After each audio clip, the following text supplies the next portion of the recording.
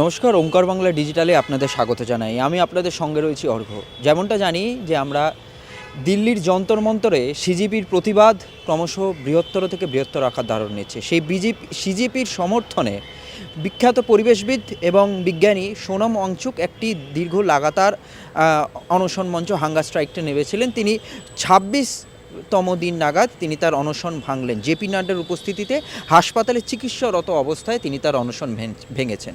যেমনটা জানা যাচ্ছে, তিনি প্রধানমন্ত্রী এবং গতকাল রাত্রিরে প্রধানমন্ত্রী একটি ভিডিও বার্তায় জানান যে আগামী দিন থেকে প্রশ্নপাস ইস্যুতে খুবই কড়া আইন আনতে চলেছে যে দেশের কেন্দ্রীয় সরকার।